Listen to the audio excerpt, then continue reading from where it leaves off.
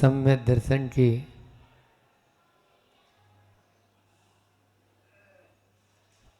चर्चा चल रही थी, कल भूमिका बनाई थी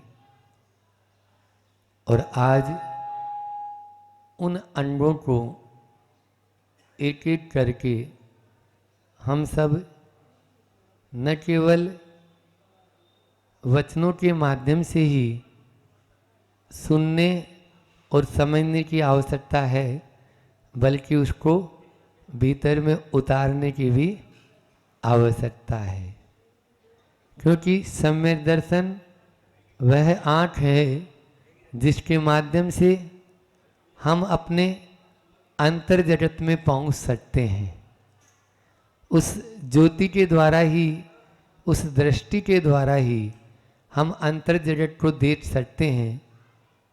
यह अभिव्यक्ति का विषय नहीं, अनुभूति का विषय है, अनुभूत करने का विषय है सम्यक दर्शन।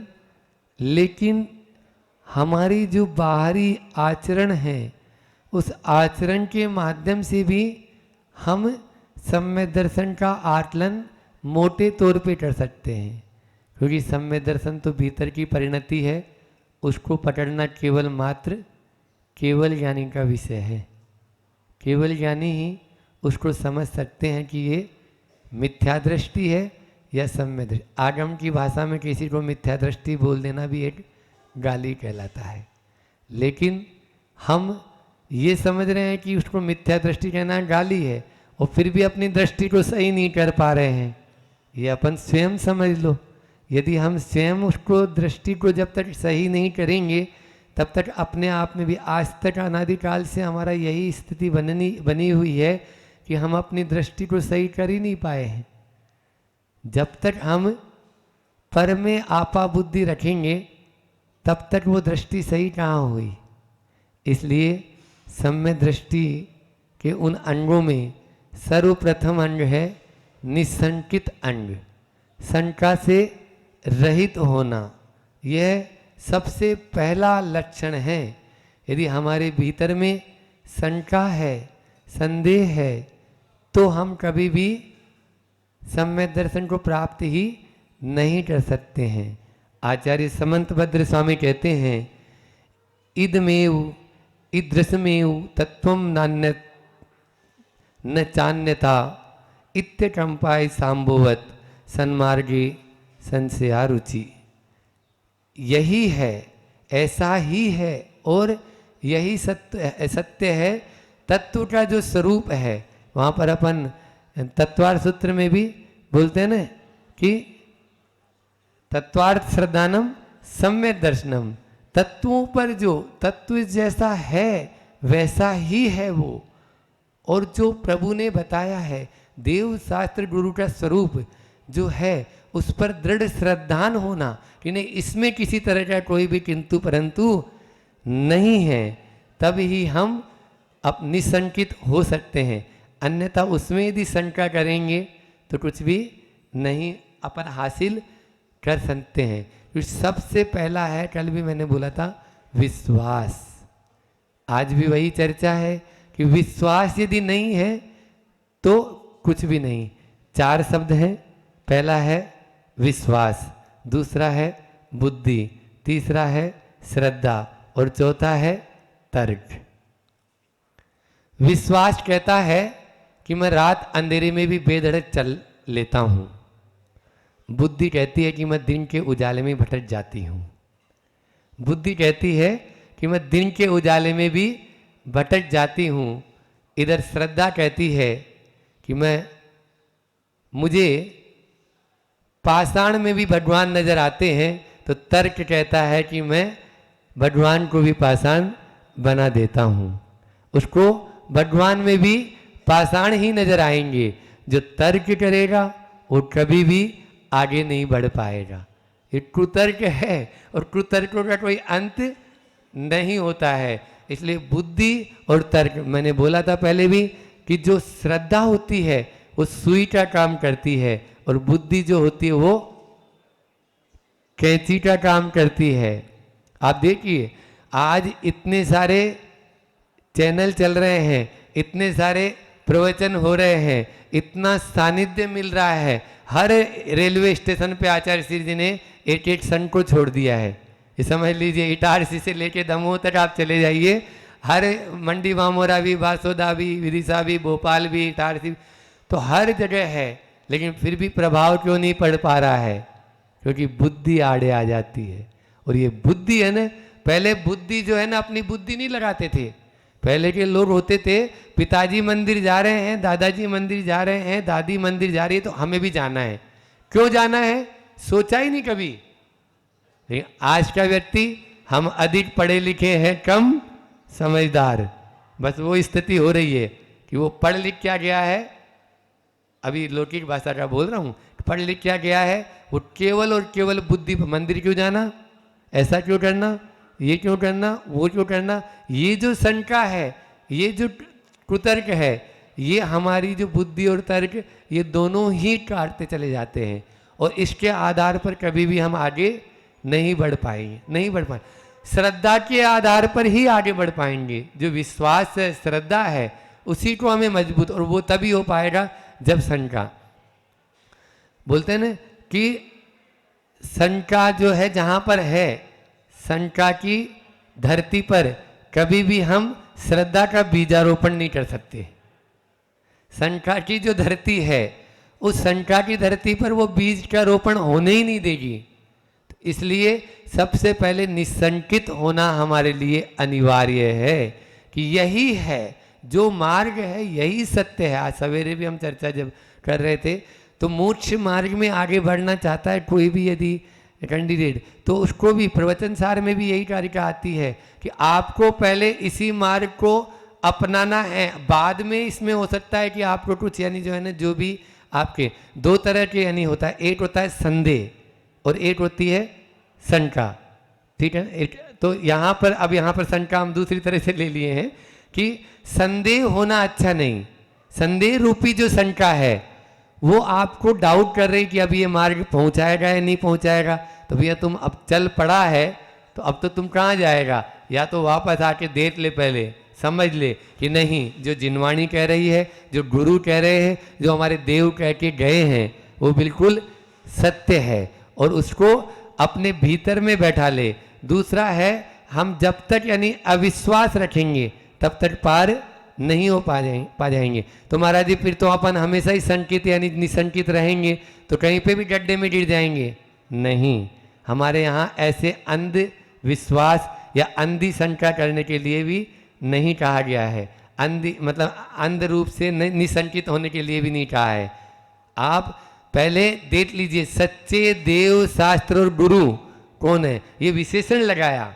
आप देखिए, बाल बोध में पढ़ाते हैं कि जो सच्चे देव हैं, सच्चे गुरु हैं, सच्चे शास्त्र हैं, उनके प्रति ही आपको जो है ना अपनी श्रद्धा रखनी है, और वहीं निशंकित होना है, वहीं पर निशंकित होना है।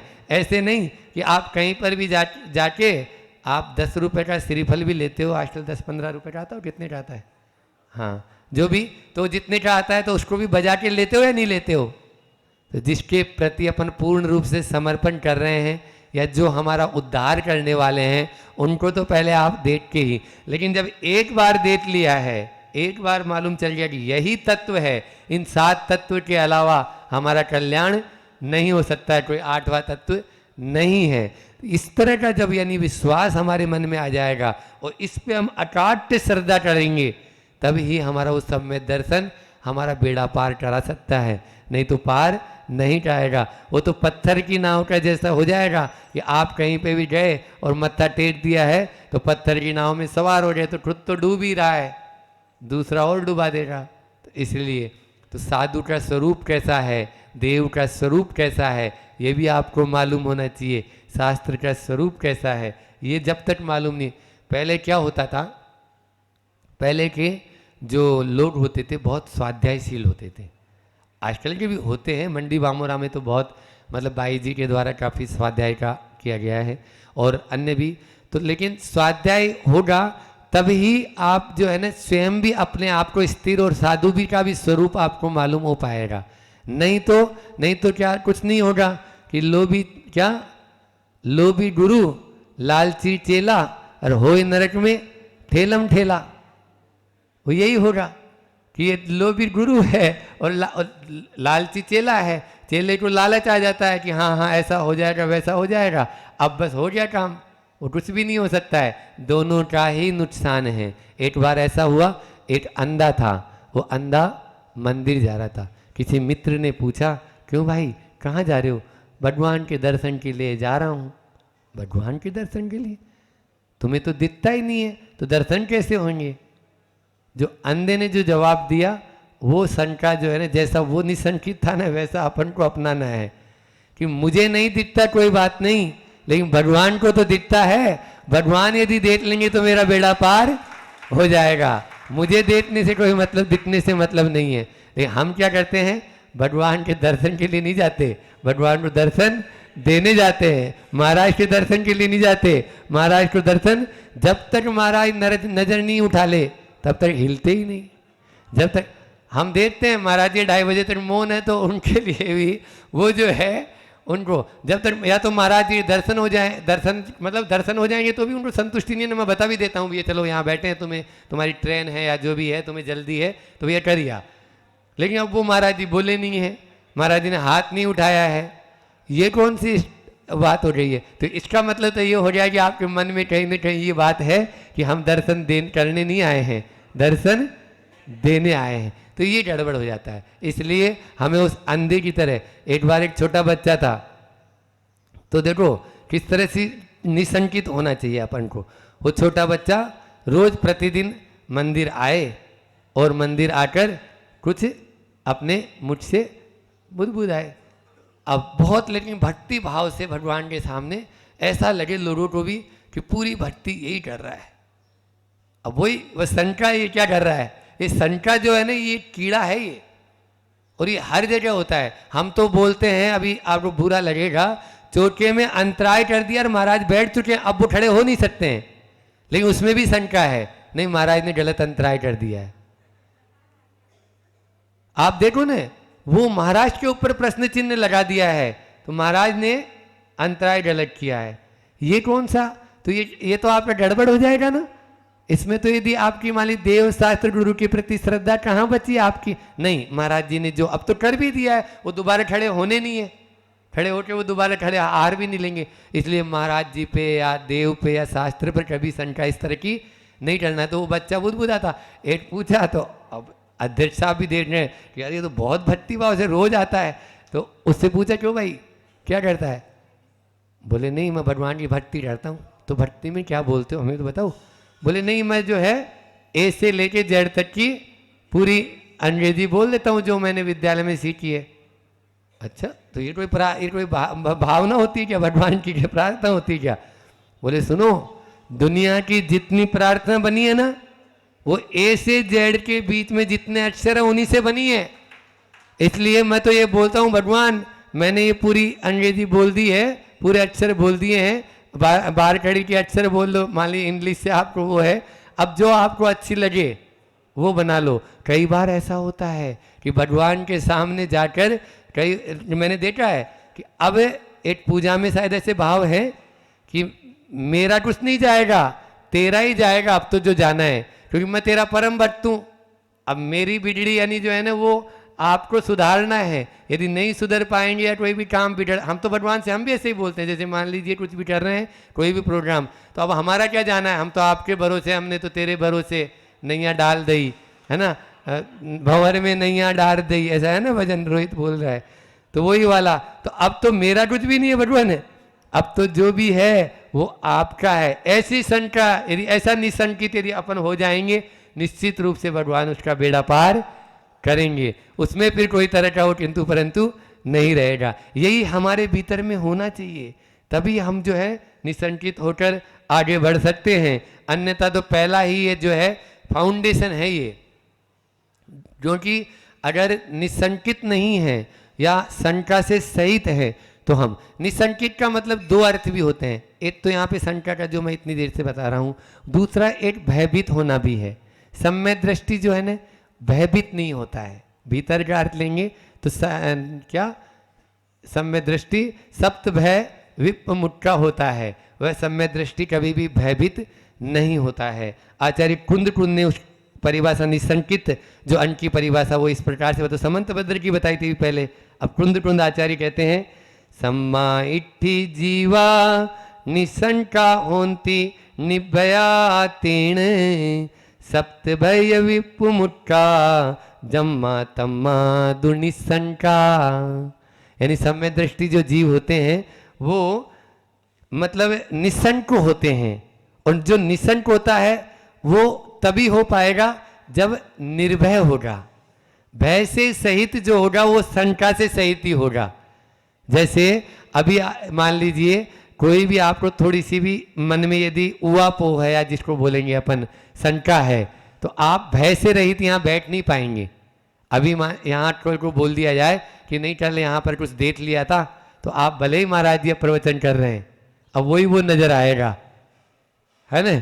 प्रवचन में भी बोले सामने ये क्या है, तो ये चीज तो वो सम्य दृष्टि के मन में वो नहीं होता है। क्यों? कि 7 प्रकार के भय से वो सप्त भय विप मुट्ठा, तभी वो निसंकित हो पाएगा। चाहे वो इलोट भय हो, चाहे वो परलोट भय हो, चाहे वो मरण भय हो, चाहे वो आकस्मिक भय हो, चाहे वो अत्राण भय हो, चाहे वो अगुप्ती भय हो, और चाहे वो एक और रह गया, कौन सा रह गया?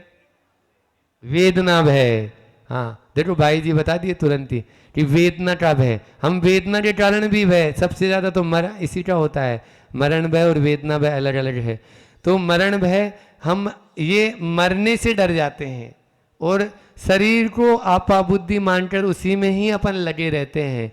इसलिए अपने मन के गुलाम मत बनो, अपने शरीर के गुलाम मत बनो। इस 7 भय से बचना है तो आप मन को पकड़ लो, बस मन को मार लो, ये भय से रहित हो जाएंगे। भय क्या है? मन की परिणति है, मन की परिणति है। आप देख लीजिए, हमने जब पहले छोटे थे बचपन में तो पैदल जाना आना होता था, गाड़ी नहीं चलती थी उन दिनों में। बोले महाराज जी आप कौन से गांव में रहते थे? यही नहीं समझ में आती कि जब आहार करने जाते थे या भोजन करने किसी के यहाँ जाते थे तो गिलास या लोटा लेके जाना पड़ता था। और ये आपका गांव ही हमें तो समझ में नहीं आ रहा। आप लोगों के मन में आ जाएगा कि आप इतने क्या प्राचीन गांव में रहते थे। हाँ ऐसे में रहते थे, बैलगाड़ी चलती थी और वो भी दिन में चलती थी, रात में तो चलती नहीं थी, तो आना जाना पैदल ही होता था। अब वो पैदल होता था तो एक बार क्या हुआ, शमशान घाट के आगे जो है खेत से गुजरना होता था, तो बबूल के पेड़ राजस्थान में बहुत होते हैं, बबूल की जो झाड़ियाँ होती है, तो उन बबूल की झाड़ियाँ थी। देखो किस तरह से, यानी भय होते ही क्या होता है परिणति। तो आगे आगे एक व्यक्ति चल रहा है, उसके सिर से वो बबूल की झाड़ी जैसा ही कुछ टच हुआ और उसने हाथ से ऐसे कर दिया। ठीक है, प्रैक्टिकल बता रहा हूँ। महाराज जी बोलते प्रायोगिक उदाहरण भी दिया करो कभी कभी, तो हम वही प्रायोगिक उदाहरण जो अपने जीवन में होते हैं, तो वो जो है प्रयोग किया, देखा अपना, देखा वही उदाहरण। अब दूसरा व्यक्ति जो दूर था उसने देखा कि ये तो 2 आंखें चमक रही है, अरे दद्दा जो तो सांप लटक रहा है ऊपर से। और वो आदमी जो आगे गया है उसने झाड़ी समझी थी तो यूं करके चल दिया अपना आगे, है ना। और ये उसके पास में जाके इतना ही बोला, क्या है देखा नहीं तुमने, वो सांप था ऊपर, हैं बस हो गया, वो तो गया, अब क्या है, हमें तो चला ही गया ना इतने में। तो मतलब झाड़ी थी उसमें कुछ नहीं हुआ था, और वही झाड़ी थी वही सांप था। आप देख लो आप, तो आप लोग कितने बार दिन भर में उस सांप को, झाड़ी को सांप मानकर चल रहे हो, इसलिए ये भयभीत हो रहे हैं। अपन हर चीज को वो झाड़ी है भैया, उसको झाड़ी मान ले, काट लिए तुम सांप मान रहा है, तेरा कल्याण हो जाएगा। निसंकित अंग यहाँ पर वैसे रहित होना भी बोलता है। हाई को लेकर अपनी वाणी को विराम दे रहा हूँ। गुरु जी का हाई को जो है कि मत दिलाओ विश्वास, लौट आता व्यवहार से। विश्वास को दिलाने की जरूरत नहीं है, अपन को केवल मात्र मजबूत होने की जरूरत है, अपन को यानी जो है ना व्यवहार में उतारने की जरूरत है। आचार्य श्री तो बार बार कहते हैं कि इन सम्य दर्शन के 8 अंगों को अपने जीवन में उतार लो। किसी को विश्वास दिलाने की जरूरत नहीं है कि तुम सम्य दृष्टि हो, लेकिन तुम हत्या के विरोध में बोलोगे, तुम धर्म प्रभावना काम के बीच में आड़े आओगे, तो फिर तो हमें प्रश्न चिन्ह लगाना पड़ेगा ना कि तेरा सम्य दर्शन है या नहीं है। इसके ऊपर आप देख लीजिए, आप कोई भी चीज के बीच में यदि इस तरह के काम करेंगे तो अभी 4 आंतरिक है 4 बाहरी है, रोज इसी पे चर्चा करना है, इनके बारे में भी रखेंगे। आगे इसी को अपन कंटिन्यू रखते चले जाएंगे। आज निसंकित अंक की चर्चा करके हम स्वयं भी निसंकित होएं और आप सब भी निसंकित होएं, ऐसी भावना के साथ में मैं अपनी वाणी को विराम देता हूँ। बोलिए अहिंसा परमो धर्म की जय।